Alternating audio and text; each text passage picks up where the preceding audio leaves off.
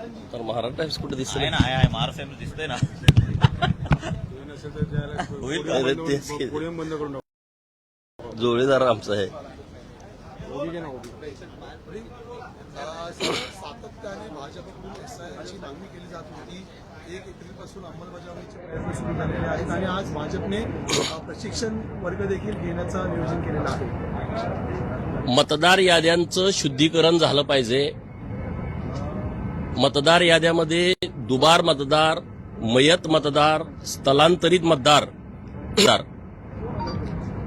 जे घुसखोर आहेत, मोठ्या प्रमाणामध्ये घुसलेले आहेत आणि ते वेगवेगळ्या लोकांचा आधार कार्ड काढणं, मतदार यादीमध्ये नाव लावणं आणि अशा पद्धतीचे जे चुकीच्या पद्धतीनं मतदार यादीमध्ये घुसलेले आहेत त्यांना दूर करण्यासाठी अत्यंत चांगलं काम हे केंद्र सरकार आणि राज्य सरकारने हातात घेतलेलं आहे. आज प्रशिक्षण आहे, तर सर्व कार्यकर्त्यांना याच्याविषयीची सविस्तर माहिती व्हावी असा प्रयत्न भाजपचा आहे. आपण सर सातत्याने बांगलादेशीचा मोठ्या प्रमाणात समावेश झाल्याचा आरोपही आपण केलेला आहे. नाही, ही परिस्थिती खरी आहे. आता या मतदार याद्या शुद्ध झालेल्या आहेत आणि लाखांच्या पटीमध्ये मतं कमी झालेली आहेत. हे जे घुसखोर बांगलादेशी आहेत, रोहिंग्या आहेत किंवा अन्य काही घुसखोर आहेत, हे मतदार यादीत येणं हे आपल्या लोकशाहीसाठी सुद्धा घातक आहे आणि म्हणून अशी सर्व मतदार जे चुकीच्या पद्धतीने घुसडलेले आहेत तर ते दूर करणं अत्यंत आवश्यक आहे. मयत मतदार 30-30 वर्ष तीच नावं यादीमध्ये आहेत किंवा दुबार मतदार, काही बाहेरच्या राज्यात पण मतदार आहे, परत इथं पण मतदान आहे, इथं मतदान करतात, परत बाहेर जातात. असे जे सगळे दुबार, मयत, स्थलांतरित लोक आहेत, 20-20, 30-30 वर्ष त्या पत्त्यावर नाहीत, परंतु बरोबर मतदानाच्या दिवशी कुणीतरी आधार कार्ड बोगस तयार करून तिथं मतदान करायला येतो. कोणी ओळखीचा पण नसतो. बूथवर बसलेल्या त्या एजंटला पण माहित नसतं हा कोण आहे. महिलाच्या बाबतीत तर चर्चाच करता येत नाही की त्यांनी बघितलेलं नसतंय. त्यामुळे अशा पद्धतीनं चुकीच्या पद्धतीनं मतदान होतंय. तर हे जे सगळं मतदार याद्यांचं शुद्धीकरण सुरू आहे हे लोकशाहीच्या दृष्टिकोनातून अत्यंत पवित्र काम हातामध्ये घेतलंय.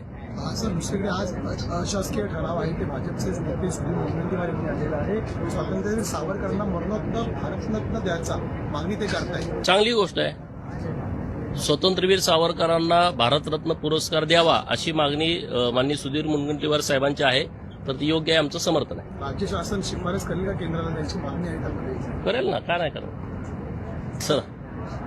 एक वेगळा प्रश्न होता. मुनगंटीवारांनी एक अर्ज चर्चेमध्ये देखील प्रश्न केलेला आहे ज्यामध्ये स्थानिक उद्योगातील जी व्यवस्थापना आहेत ते भूमिपुत्रांना कुठेतरी नोकरी देण्याची तरतूद करत नाही, अंमलबजावणी करत नाहीत.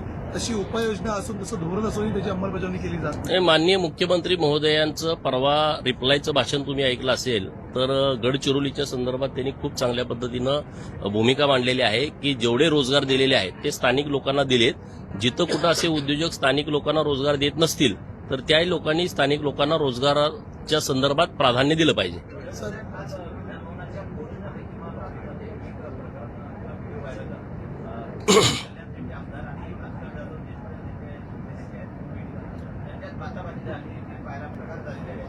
मी काय बघितलं नाही. काढला होता भास्कर जाधव यांनी सरकारचा माप काढल्यामुळे त्यांना खडे बोल सुनावले होते सचिन कल्याण शेट्टी यांनी. सचिन कल्याण शेट्टी साहेबांनी खडे बोल सुनावले असतील तर चांगला आहे, योग्य आहे. बाप काढायचा काही संबंधच नाही ना कुणी कुणाला. चला.